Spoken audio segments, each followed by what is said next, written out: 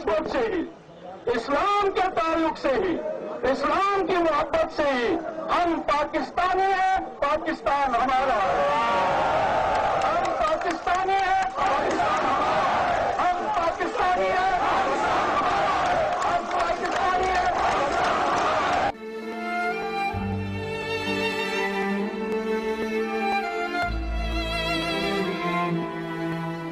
किस तरह पिस रहे हैं, हम किस तरह पिट रहे हैं, हमारी किस तरह इज़्ज़तें लूटी जा रही हैं, हमारी असमतें पामाल की जा रही हैं, तो ये सारी सूरत हाल ये हमको मजबूर कर रही है कि भाई हम भारत के फौजी तसल्लुत से आज़ादी हासिल करें। मेरा कहिए पैगाम पहुंचा दीजिए कि गिलानी को आप कत्ल करें।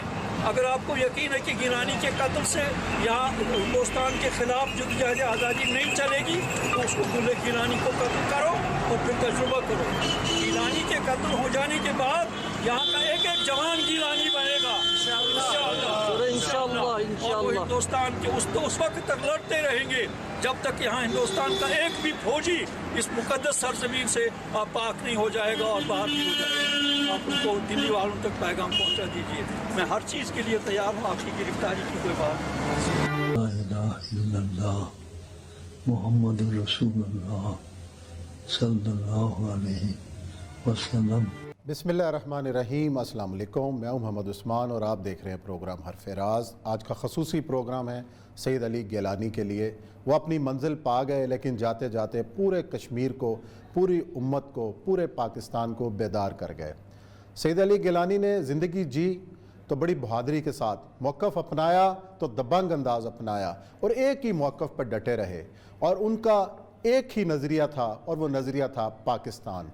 आखिर दम तक उसी पाकिस्तान का ज़िक्र करते रहे, उसी पाक सर ज़मीन की तस्बीह करते रहे और रुखसत हुए तो पाकिस्तान का परचम लपेट कर रुखसत हुए। यही वजह थी कि भारतीय फ़ौज उनकी मैयत से भी खौफज़दा थी कि रात की तारीकी के अंदर उनकी फैमिली से ज़बरदस्ती उनकी मैयत छीन कर हैदरपुरा के कब्रिस्तान में दफना दिया गया।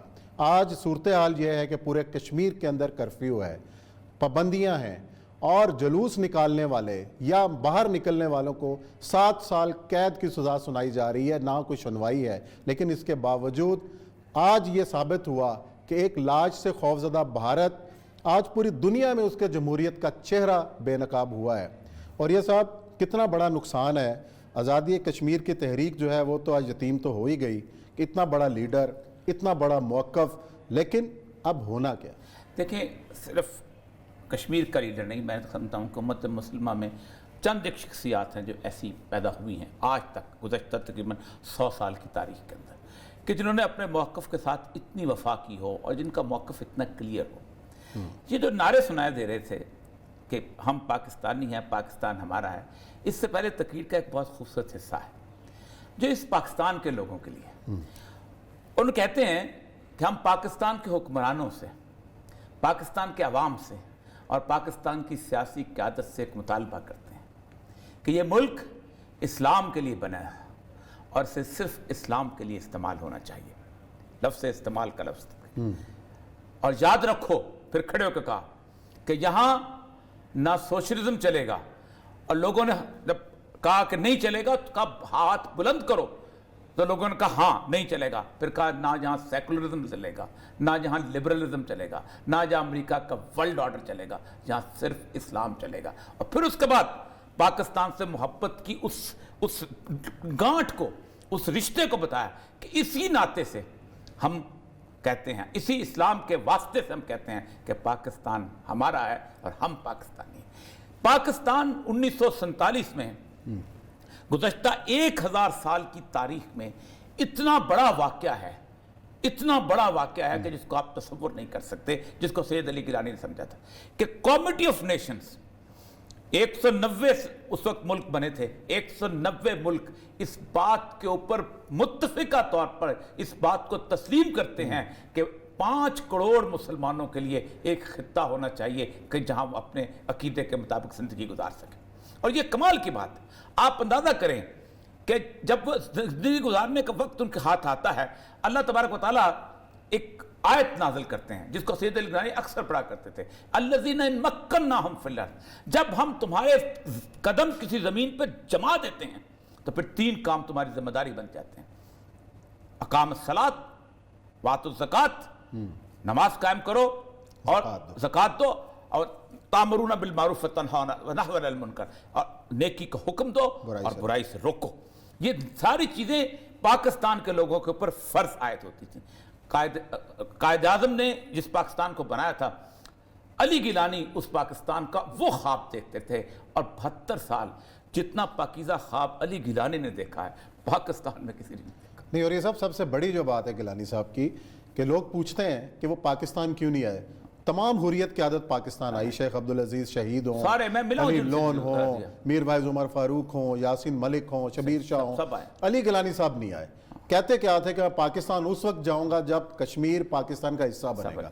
کتنی بڑی ہم محبت۔ اس وقت سوچتے ہیں، علی گیلانی صاحب سے میری ملاقات جب ہوئی 2007 کی بات، دہلی میں میں نے گیلانی صاحب سے میں نے ایک بات کی تھی جس پر اس بوڑھے کی آنکھ میں آنسو آ گئے تھے۔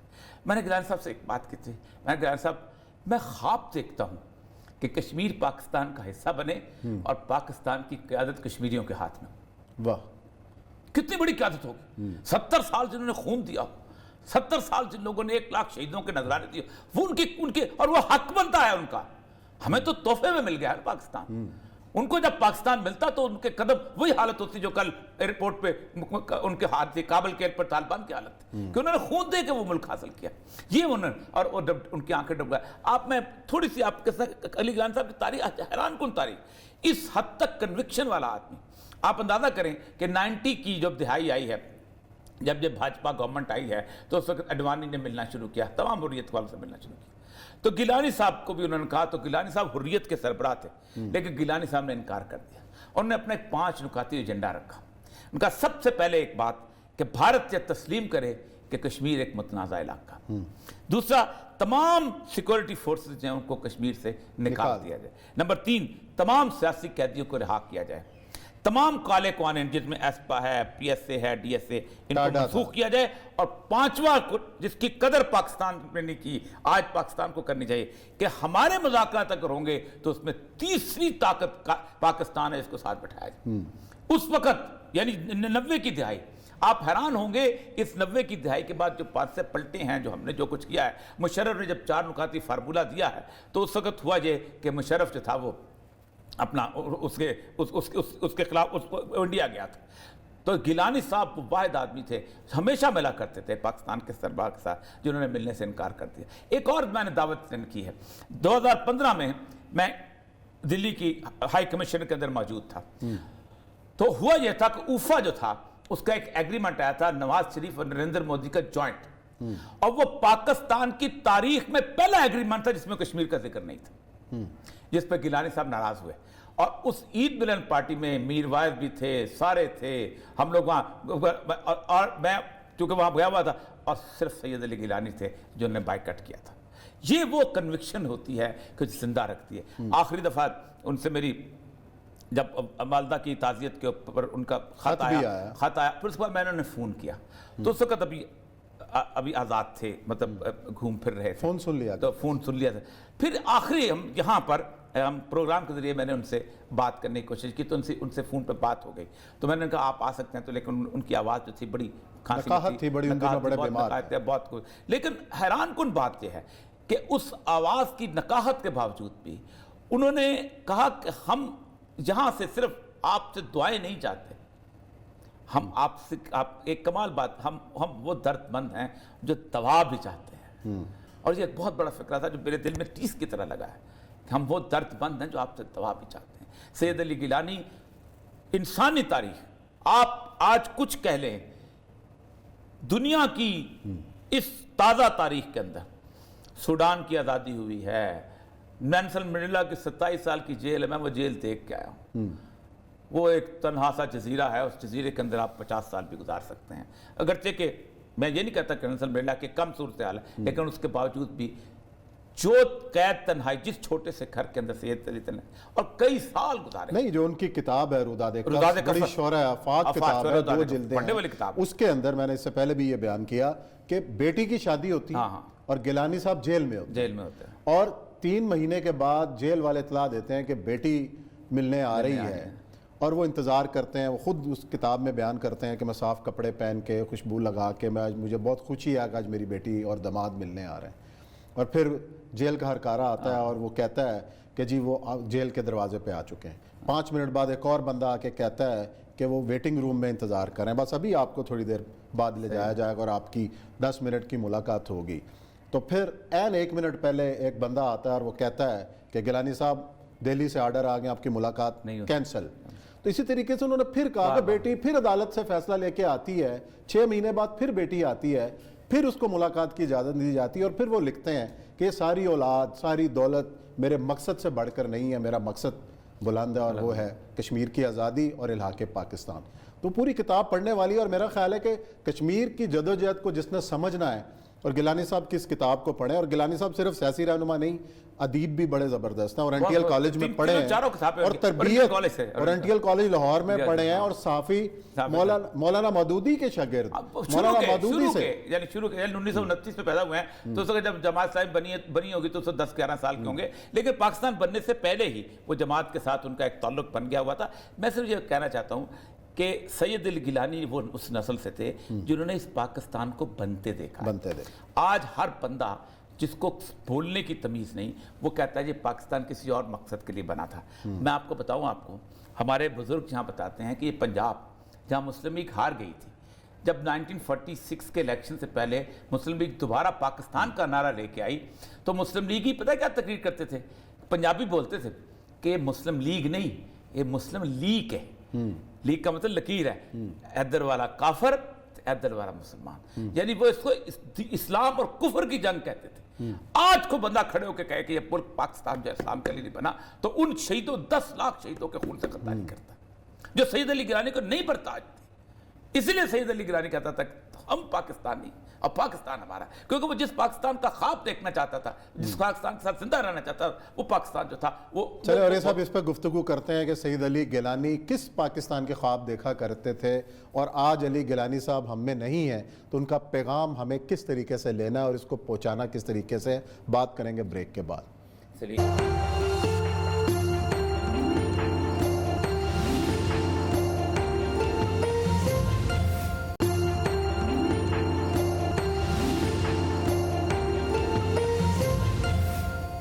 جی ناظرین, پروگرام میں خوش آمدید. ہم یاد کر رہے ہیں سید علی شاہ گیلانی کو, اور بریک پہ جانے سے پہلے میں نے سوال پوچھا تھا اوریہ صاحب سے کہ گیلانی صاحب کس قسم کا پاکستان چاہتے تھے, گیلانی صاحب کا پاکستان کے حوالے سے تصور کیا تھا, اس پر ہم کرتے ہیں بات. اور یہ صاحب نعرے تو سب لگاتے ہیں, لیکن گیلانی صاحب نے جس طرح ٹوٹ کر پاکستان سے محبت کی ہے, میرا خیال ہے کہ ہم پاکستانیوں سے زیادہ وہ پاکستانی لگے.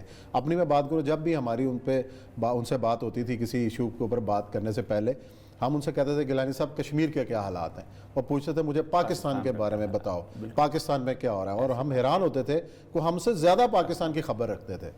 تو یہ ایک دیکھیں, یہ جو تقریر ہم نے سنائی ہے, اس تقریر کو میں چاہتا ہوں کہ پوری کی پوری سنائی ہمیں ٹکڑوں میں ملتی ہے, اور شاید کسی خاص وجہ سے شاید کاٹ دی گئی ہے, کیونکہ پاکستان میں وہ تقریر ان پاکستان کے حالات پر تقریر تھی, ساری کی ساری تقریر. اس میں سے جو شروع کا حصہ اس میں کہ آپ لوگوں نے فلاں فلاں قوانین مسترد کر دیے جو اسلام کے تھے, ہم آپ سے کہتے ہیں. اس میں انہوں نے سورہ بقرہ کی 50ویں آیت پڑھی تھی, اور یہ بتایا تھا کہ اے پاکستان کے لوگوں تم ذلیل و رسوا کیوں ہو رہے ہو دنیا کے اندر, اور اللہ تبارک و تعالیٰ کی اس نشانی اس آیت کے اندر جو دی ہے, اللہ تبارک و تعالیٰ فرماتے ہیں افتؤمنون ببعض الکتاب وتکفرون ببعض, تم ایسا کرتے ہو کہ اللہ کی کتاب یا حکامات میں سے کچھ حصوں کو تو مان لیتے ہو اور کچھ حصوں کا انکار کر دیتے ہو. یعنی کچھ تو کہتے ہو یہ نماز ٹھیک ہے, یہ روزہ ٹھیک ہے, یہ حج, سود ٹھیک نہیں ہے. یہ جو اس طرح کے معاملات ہیں, یہ حقوق نسواں میں یہ جو عورتوں کی آزادی ہے, یہ ہونی چاہیے, یہ ٹھیک نہیں ہے. فما جزاء من یفعل ذلک منکم الا خزی فی الحیات الدنیا, ایسے لوگوں کی اس کے علاوہ اور کیا سزا ہو سکتی ہے کہ وہ دنیا میں ذلیل و خوار کر دی جائے. اللہ اپنا فیصلہ سنا رہا ہے کہ جو لوگ اللہ کی, یعنی اللہ جو ہے اپنے منکروں کو کچھ نہیں کہتا, وہ کہتا ہے میں قیامت کے دن تمہیں دیکھ لوں گا, تم امریکہ بنو یا یورپ بنو یا جو کچھ بنو, تم میرا انکار کرتے ہو, تمہیں آخر دن پتہ چل جائے گا کہ اس دنیا کا بادشاہ کون ہے, لمن الملک. لیکن جو میرا اقرار کرتا ہے, اور وہ ملک پاکستان جو اللہ کے نام پہ لیا گیا, انہوں نے کہا کہ کہ دیکھو یہ ملک کسی اور چیز کے لیے استعمال نہیں ہونا چاہیے، یہ اسلام کے لیے اللہ خزیم فی الحیات دنیا و یوم القیامت یردون الی اشد العذاب، اور قیامت کے دن تو شدید ترین عذاب میں پھینک دیے جائیں گے، وَمَا اللَّهُ بِغَافِلٍ عَمَّا تَعْمَلُونَ، اور جو تم کرتے ہو نا اللہ تعالیٰ سے غافل نہیں۔ اس آیت کو گیلانی صاحب نے اس میں پڑھا، اور اس آیت کے بعد انہوں نے کہا دیکھو ہمیں تم سے محبت ہے، اس لیے محبت ہے کہ تمہیں اسلام کے لیے حاصل کیا گیا تھا، تمہیں اس ایک ایسا خطہ تھا جس کے اندر پوری دنیا کے مسلمان پناہ تلاش کریں، جس کو پوری دنیا کے مسلمان اپنا آئیڈیل سمجھیں، تم نے اس کو برباد کر دیا۔ یہی وجہ ہے کہ آخر وقت تک گیلانی صاحب جو ہے پاکستان کے ہر معاملے کے اوپر آپ دیکھو گا کہیں اور سے بیان نہیں آتا تھا، کسی اور جگہ سے صرف گیلانی صاحب کی طرف سے آتا تھا، ہم یہ چاہتے ہیں، یہاں تک وہ ہمارے ہاں جب کوئی مسئلہ ہوتا تھا تو اکثر اوقات یہ کہتے تھے کہ ہم پاکستان کرکٹ ٹیم جیتتی تھی تو گیلانی صاحب کا پیغام آتا، مبارکباد کا پیغام۔ یہ گیلانی صاحب کا وہ کمال تھا کہ اس جگہ پر رہتے ہوئے، اس علاقے میں رہتے ہوئے، اور آپ خود سوچیں کہ ان کے جتنے بھی گھر والے تھے، جتنے ہمارے دوست ہیں، یہ ان کے افتخار گیلانی ان کے داماد ہیں، آپ دیکھیں کہ جس طرح اس کو دلی کو چھوڑنا پڑا ہے، اور وہ ہمارے ساتھ کالم لکھتے ہیں، اور جس طرح ترکی میں جا کے انہوں نے پناہ لی ہے، جن طرح ان کے باقی بچوں کو ایک ان کا ڈاکٹر بچہ ہے جس طرح اس سے زندگی گزاری۔ کل زخمی ہوا ڈاکٹر نعیم ان کے، جب وہ میت کو زبردستی بھارتی فوج لے جا رہی تھی، وہ اور ان کی بیگم نے ریزسٹنس کیا اور وہ زخمی ہوا۔ اس میں صرف دیکھنا یہ ہے کہ اس کے بعد ہوگا کیا۔ گیلانی صاحب کا چہرہ پاکستان کی محبت کا چہرہ تھا، اور یہ چہرہ پاکستان بننے سے پہلے کی محبت کا چہرہ تھا، اس کو پاکستان نے نہیں بنایا تھا، یہ وہ چہرہ تھا کہ جو پاکستان بننے سے پہلے پاکستان کی شاعر، جو اس نے کہا نا کثیر شفائی نے، پاکستان کا شہری تھا میں پاکستان سے پہلے بھی، میری ایک پہچان تھی پاکستان سے پہلے، کیونکہ ظاہر بات ہے اس تحریک کے لوگوں میں سے تھے۔ اب پاکستان سید علی گیلانی کا نعم البدل کیسے ڈھونڈے گا؟ مشکل سی بات ہے۔ پاکستان کے لیے جو آواز وہاں سے اٹھتی تھی، جو آواز وہاں سے اٹھتی، اسلام کے لیے تو آواز اٹھے گی، لوگ شہادتیں بھی دیں گے، لوگ قربانیاں بھی دیں گے، لوگوں کو پتہ ہے کہ ہم قربانی، کیونکہ ظاہر بات ہے پاکستان کو اسلام کے ساتھ نتھی کرنا اور پاکستان کو اسلام کی علامت سمجھنا اور اس علامت کے لیے قربانی دینا، یہ سید علی گیلانی کا تھا۔ اور یہی ہم کہتے ہیں کہ دنیا میں کسی اور نیشنلزم کے لیے قربانی دینا حلال نہیں ہے سوائے پاکستان کی نیشنلزم کے لیے، کیونکہ ہر نیشنلزم ان تازہ خداؤں میں بڑا سب سے وطن ہے، جو پیرہن اس کا ہے وہ مذہب کا کفن ہے، یہ بت کے تراشیدہ تہذیب نبی ہے، غارت کرے کاشانہ دین نبوی ہے، اور بازو تیرا توحید کی قوت سے قوی ہے، اسلام تیرا دیس ہے تو مصطفی ہے۔ اسلام ہر نیشنلزم، اور اس لیے سید علی گیلانی کہ نیشنلزم صوبائی عصبیت کے خلاف سید علی گیلانی نے نعرہ لگوایا کہ جہاں صوبائی عصبیت نہیں چلے گی، جہاں ہر نیشنلزم اسلام کے خلاف۔ آپ صلی اللہ علیہ وسلم نے فرمایا جو عصبیت کے جھنڈے کے نیچے مارا گیا وہ کفر کی موت مرا، یعنی جو جو بلوچ کے جھنڈے میں مرا، جو پشتون کے جھنڈے میں مرا، جو ہندوستانی کے جھنڈے میں مرا، جو گجر کے جھنڈے میں مرا، جو جاٹ کے جھنڈے میں مرا، آپ صلی اللہ علیہ وسلم وہ عصبیت کے جھنڈے کو بلند کرتے ہوئے مرا گیا، کفر کی جاہلیت کی موت مرا، لیکن جو اسلام کے جھنڈے میں مرا وہ سرفراز ہوا، اس کے لیے لوگ مریں گے۔ پاکستان کی نیشنلٹی واحد نیشنلٹی ہے دنیا کے اندر کہ جس کے بارے میں آپ کو اعلان نہیں کرنا پڑتا کہ آپ اسلام کے لیے نہیں مر رہے، کیونکہ اس کے اندر لکھا ہوا ہے کہ یہ ملک اسلام کے لیے بنا تھا، لیکن ہم نے اس کو تباہ برباد کیا، ہم نے اس کو خوار کیا۔ یاد رکھیں، بار بار کہا ہے، اور گیلانی صاحب میرا ایک کالم تھا کہ جس کے بارے میں ایک دفعہ گیلانی صاحب نے ایک جگہ سے لائنیں لگا کے اس پہ ایک صاحب کے ہاتھ بھیجا تھا، اس کالم میں نے 2 فقرے لکھے تھے کہ یاد رکھو دنیا کے اندر اگر 200 ملک ہیں تو ان 200 ملکوں کے باہر اس کے علاقے کی، اس کی رنگ کی، اس کے نسل کی نام کی تسکی لگی ہوئی، یہ ایرانیوں کا ملک ہے، ایران کی تختی لگی ہوئی، یہ شامیوں کا ملک ہے، شام کی لگی ہوئی۔ پاکستان جو ہے، پاکستانی کوئی چیز نہیں تھی جب پاکستان بنا تھا، پاکستان کے باہر اللہ کے نام کی تختی لگی ہوئی، اسی لیے دنیا کے اندر 199 گھر ہیں، یہ واحد مسجد ہے، تو جب مسجد کو گند کرتا ہے اس کی سزا بھی وہی جو میں نے آپ کو سنایا کہ دنیا میں اس کے علاوہ اور کیا عذاب ہو سکتا ہے۔ گیلانی صاحب آپ چلے گئے، اللہ تعالیٰ یقیناً ہمیں یقین ہے کہ اللہ تعالیٰ نے آپ کو جن جوار رحمت میں جگہ دی ہوگی وہ اعلیٰ علیین کا مقام ہے جہاں پر آپ ہوں گے، لیکن یاد رکھیں ہم آج بھی سمجھتے ہیں کہ آپ کی اس لیگیسی کو ہمیں پاکستان میں لے کے چلنا ہے، کیونکہ آپ اگر پاکستان اجڑ گیا تو کشمیر خود بخود اجڑ جائے گا، اگر پاکستان ویسا پاکستان نہ بن سکا جیسا اس کے بنانے والوں نے تھا تو کشمیریوں کے لیے خواب دیکھنا ناممکن ہے. کشمیری پھر تامل ناڈو کی طرح لڑیں گے, کشمیری پھر میزورام کی طرح لڑیں گے, اسلام کے لیے لڑیں گے, اور پاکستانی بھی پھر کسی کے لیے خون نہیں پائیں گے, اور پھر قیامت کے دن اپنا حشر دیکھ لیں اللہ کے ہاں کون سرخرو ہوتا ہے اور کون نہیں ہوتا. چلیے ناظرین یہاں بریک لیتے ہیں, بریک کے بعد آتے ہیں اور ذکر ہوگا افغانستان کا اور کچھ سیاست کا بھی ذکر.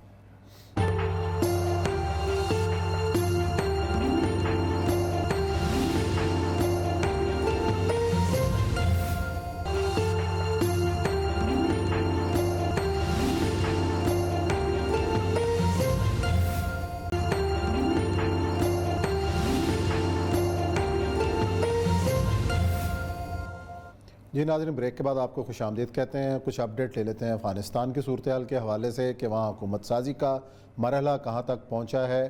اور یہ سب ایک اعلان تو سامنے آیا کہ مولانا ہبت اللہ خون صاحب جو ہیں وہ خود قیادت کریں گے اور امیر المومنین ہوں گے اور ان کے نیچے سارا حکومتی ڈھانچہ قائم ہوگا, صدر, وزیر اعظم, اسپیکر جو بھی ہے. لیکن ایک جو نام سامنے آیا ابھی تک وہ ہے وزیر خارجہ عباس تانکزئی صاحب. تو یہ جو ہے وہ تو انہوں نے وسیل بنیادی کی جو بات تو بعد میں رہ گئی, لیکن ان کی اناؤنسمنٹ پہلے کیسے, ابھی اناؤنسمنٹ نہیں ہوئی, یہ نام آ رہا ہے کیا؟ یہ نام آ رہا ہے. دیکھیں پہلی بات ہے آج سے تقریباً 20 دن پہلے میں نے کہا تھا کہ طالبان کے نزدیک بیعت کی سب سے اہمیت ہے, اور میں نے کہا تھا کہ امیر المومنین اسی ٹائٹل سے آئیں گے وہ, اور ٹائٹل یہ ہوگا کہ امیر المومنین مولانا شیخ الحدیث ہبت اللہ. پاکستان کے سارے چینل ہیبت اللہ کہتے ہیں, ہبت اللہ یعنی تحفہ ہبہ کرنا, ہبت اللہ اخندزادہ ہوں گے, اور وہی آج آئے ہیں. یہ بڑے کمال کے اپنے جسے کہتے ہیں مدرس ہیں, اور یہ سارے تقریباً طالبان کی قیادت ان کی شاگرد رہی ہے. یہ کوئٹہ میں ایک زمانے میں پڑھاتے رہے ہیں, کچھ لاکھ میں ان کے بھائی جو شہید ہوئے تھے اسی جگہ پہ کبھی نماز پڑھا کرتے تھے, اسی مدرسے میں. کوئٹہ سے کچھ لاکھ چلے گئے, پھر یہ آگے وہاں چلے گئے.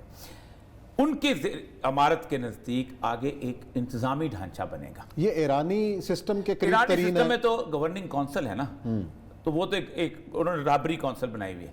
یہ رابری کونسل نہیں, یہ بیسیکلی امیر کی ہی بنائی ہوئی ایک ٹیم ہوگی. جیسے امیر اپنے نیچے ایک وزیر اعظم رکھ دیتا ہے یا وزیر رکھ دیتا ہے یا باقی چیزیں. ان میں سے ایک نام جو ہے تانکزئی صاحب کا ہے, کیونکہ وہ سمجھتے یہ ہیں کہ سارے 1.5 سال کی جو نیگوسیشن میں اس میں اس شخص کا بہت بڑا کردار ہے, اور سب سے روابط بھی ہے. اور آپ اندازہ کریں کہ یہ شخص کولمبیا یونیورسٹی کا گریجویٹ ہے, اور یہ اشرف غنی کا کلاس فیلو ہے, اور زلمے خلیلزاد کا بھی کلاس فیلو ہے. اچھا, یہ تینوں ایک ہی کلاس. کولمبیا یونیورسٹی جو right in the heart of the new York, جہاں سے ہمارے شاید کاردار صاحب بھی پڑھتے ہیں, بہت سارے پاکستان سے بھی بہت سارے لوگ پڑھتے ہیں.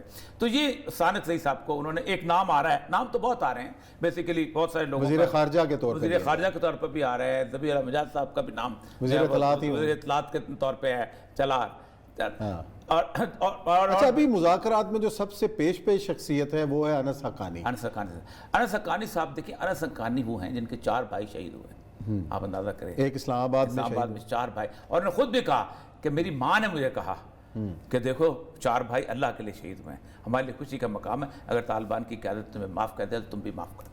اور وہ انس حقانی جو ہیں ان کے آپ دیکھیں نیو یارک ٹائمز میں آرٹیکلز آتے ہیں اس شخص کے, اور وہ جو ہیں اس وقت ایک. اچھا, ان کا کیا پروفائل ہے؟ انس حقانی صاحب کتنے پڑھے لکھے ہیں, کس حد تک جو چیز ہے؟ انس حقانی صاحب بنیادی طور پر پیسے تو پورے جیسے کہتے ہیں نا اس طرح مغرب زدہ تو نہیں, لیکن مغربی تعلیم انہوں نے بہت حاصل کی ہے. جیسے میں آپ کو بتایا تھا طیب آغا جو تھا نا, وہ ٹیوشن سے لے کے اس بندے نے پڑھائی کی تھی, اور اتنا زیادہ کہ ماسٹر ڈگری کی لیول تک پہنچا چلا گیا تھا. انس حقانی وغیرہ چونکہ 20 سال تک ان لوگوں نے دیکھا عثمان صاحب, یہ رگڈ ماؤنٹینز میں انہوں نے زندگی گزاری, لیکن کمال کی بات ہے کہ جس حد تک آگے بڑھے. ذبیح اللہ مجاہد کے بارے میں دیکھیں نا کہ آپ فائل جب نکالی ہے انہوں نے, گوانتانامو بے میں تھا یہ شخص, اچھا, اور گوانتانامو بے میں ذبیح اللہ مجاہد کی فائل نکالی تو انہوں نے جو بیان لیا تو ان کا آپ کیا کرتے تھے, وہ ہمارا تو ریڈی تھا کابل کے باہر, تم تو ادھر ڈرائی فروٹ بیچتا تھا, اور وہ ڈرائی فروٹ بیچنے والے کو انہوں نے رہا کر دیا, اور ذبیح اللہ مجاہد باہر آ کر لڑنے لگے. وہ سر کو پیٹتے ہیں سی آئی اے والے کہ یہ ہو کیا, یہ لوگ کیا تھے,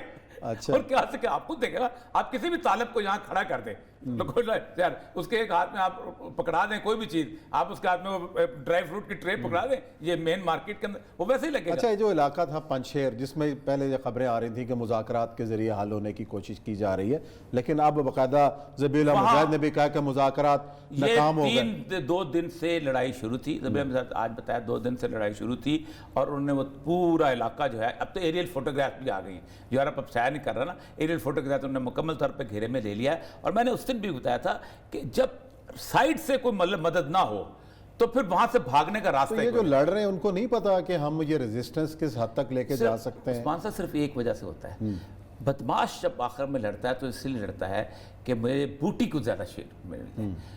احمد شاہ مسعود نے کہ بھائی جہاں آ گیا، عبداللہ ان کے ساتھ آ گیا، ایک بیٹا اس کو بیٹے کو چھوڑ دیا، وہ بچہ تھا، اس بچے نے کہا میں لڑ کے دیکھتا ہوں اگر مجھے بھی کچھ مل جائے۔ طالبان نے آپ کو بتایا تھا 12 لوگوں کی بنائی تھی کمیٹی، لیکن وہ نہیں ہو سکی۔ اس میں امر اللہ صالح جو ہے نا، یہ بنیادی طور پر وہ 9/11 کے بعد پہلا شخص تھا جس نے فون کیا تھا، CIA کی رپورٹس اٹھائیں، پہلا شخص امر اللہ صالح کہ میں تمہارے ساتھ ہوں، آؤ میں تمہیں لے کے جاتا ہوں افغانستان۔ اور امر اللہ صالح کی قیادت کے اندر امریکن داخل ہوئے تھے، اور آج امر اللہ صالح کا ہی نظر نہیں آ رہا۔ لیکن اس کے ساتھ کھڑا تو ہوا ہے نا، وہ پنشیر کے بیٹے کے ساتھ۔ یہ پنشیر مطلب آپ کو یہ لڑائی آگے چلتی ہوئی نظر آ رہی ہے کہ یہ 2-4 دن کے اندر؟ میں آپ کو 5 دن پہلے میں نے اس دن مجھے کہا تھا کہ کھڑے ہوئے انہوں نے جس وقت ان کے 3 ڈسٹرکٹ لیے ہیں تو وہ صاحب میرے سامنے کھڑے تھے، انہوں نے کہا تھا یہ پنشیر گھنٹوں کی بات ہے، لیکن ہم لڑنا نہیں چاہتے، ہم دنیا کے سامنے چہرہ نہیں دکھانا چاہتے، لیکن اس کے بعد اب وہ لڑیں گے، اب لڑ کے بتا دیں گے ہم کیا ہے۔ اچھا، اور یہ صاحب آج ایک اور بڑے بزرگ سیاستدان ملک پاکستان کے بلوچستان کے وزیر اعلیٰ رہے ہیں عطا اللہ مینگل صاحب، ان کا انتقال ہوا ہے۔ اب ظاہر ہے عطا اللہ مینگل صاحب بیمار تھے، کراچی میں مقیم رہے ہیں، اور پوری جو جدوجہد ہے یا جس کو انسرجنسی کہتے ہیں اس حوالے سے بھی ان کے خاص موقف رہا ہے۔ تو یہ آپ قریب رہے ہیں ان کے، کہ واقعی ایک جو ان کے اوپر ایک ٹھپا ہے کہ جناب ایک بڑے سخت گیر، اور بلوچ لیڈرشپ میں سے بہت کم ایسے ہوں گے جو بنیادی طور پر پاکستان اور اسلام کے خلاف ہوں گے، بہت کم۔ اچھا، عطا اللہ مینگل کو آپ خود سوچیں کہ 1973 میں پہلے وزیر اعلیٰ منتخب وزیر اعلیٰ تھے، اور غوث بخش بدنجو صاحب جو تھے یہ پہلے منتخب جو تھے وہ گورنر بنے تھے، اور بھٹو صاحب کی ذاتی انا اور ذاتی اس کے اندر انہوں نے اس کی حکومت کو ختم کر دیا تھا۔ صحیح۔ اور مجھے یاد ہے اچھی طرح کہ عطا اللہ مینگل اس وقت میزان چوک میں جلسہ کر رہے تھے، اور وہ جو ان کا وہ مشہور شعر ہے کہ جو نہ مر سکے وطن پر میرا ہم سفر نہیں ہے، یہ ان کا شعر اکثر لوگ دہراتے ہیں، اکثر وہ پڑھتے ہوتے تھے، میری قافلے میں کوئی کم نظر نہیں ہے جو نہ مر سکے وطن پر میرا ہم سفر نہیں، یہ عطا اللہ مینگل تھا۔ اور اس وقت اعلان ہو رہا تھا کہ اکبر بگٹی کو گورنر لگا دیا گیا ہے شہر کے اندر، اور کل سے شہر کے اندر پتہ نہیں کرفیو ہوگا یا پتہ نہیں کیا ہوگا۔ اور علی احمد کرد اور امان اللہ شاہ زئی، یہ 2 لوگ تھے جنہوں نے پہلا جلوس نکالا تھا اس جناح روڈ کے اوپر اکبر بگٹی کے مقابلے میں، اور خوف اور دہشت اتنی زیادہ تھی، لیکن گورنمنٹ ختم۔ اس کے بعد انسرجنسی ہوئی، یہ جیل میں چلے گئے، ان پہ غداری کے مقدمے چلے، حبیب جالب سے لے کے اور عطا اللہ مینگل، اور اس کے باوجود بھی آپ کو میں ایک واقعہ بیان کرنا چاہتا ہوں جو کہ پاکستان کے لوگوں کو یاد رکھنا چاہیے۔ مجید نظامی صاحب نے ایک سیمینار کیا تھا جہاں پر اس چھت کے اوپر، نوائے وقت کی چھت کے اوپر بہت سے لوگ چاہے زندہ ہیں وہ یاد، عطا اللہ مینگل صاحب کو انہوں نے بلایا تھا یہاں پر۔ پاکستان ٹوٹ چکا ہوا تھا اس وقت، اور 71 ان کی پہلی وہ لیڈرشپ یہاں پر عطا اللہ مینگل صاحب کی حکومت بن چکی ہوئی تھی۔ بھٹو کے ساتھ اس وقت اختلافات تھے، تو وہ سمجھتے تھے کہ شاید پاکستان توڑنا چاہتا ہے۔ بھٹو کے بارے میں بہت تھا کہ بھٹو نے آدھا پاکستان توڑا یا باقی بھی توڑے گا، تو عطا اللہ مینگل نے کہا تھا یاد رکھو یہ پاکستان، اس سے پنجابی علیحدہ ہو جائے، سندھی علیحدہ ہو جائے، پشتون علیحدہ ہو جائے، اگر پاکستان میں صرف بلوچستان ہی بچ گیا تو میں اس کا نام پاکستان رکھوں گا۔ یہ عطا اللہ مینگل کے فکرے لاہور شہر کے اندر کھڑے ہو کر اس بندے نے کہا۔ ایسے شخص کے ساتھ ہمارا جو سلوک ہوا ہے اس کی تصویر جہاں لگنی چاہیے تھی۔ میں نے اس دن کہا تھا کہ اگر جس دن اکبر بگٹی جو ہے وہ بیچارہ اس دنیا سے رخصت ہوا تھا، اگر اس کی تصویر چیئرنگ کراس پہ لگ جاتی تو اس ملک کے اندر اتنی نفرتیں نہ ہوتی۔ ہم نے صرف اپنوں کی تصویریں لگانے کے علاوہ، ہم نے صرف اپنوں کے چہرے سجانے کے علاوہ کوئی اور چہرہ ہمیں اچھا ہی نہیں لگتا۔ ہم وہ لوگ ہیں جو آئینے کی طرح ہیں، ایک اپنا چہرہ دیکھتے ہیں، اسی پہ دیکھ کے خوش ہو کے زندگی گزارتے ہیں۔ اس آپ خود سوچیں، مجھے آج 65 سال کی عمر میں نے کبھی کسی بلوچ سردار کی تصویر، کسی بلوچ لیڈر کی تصویر جناح روڈ پہ لگے ہوئے نہیں دیکھی۔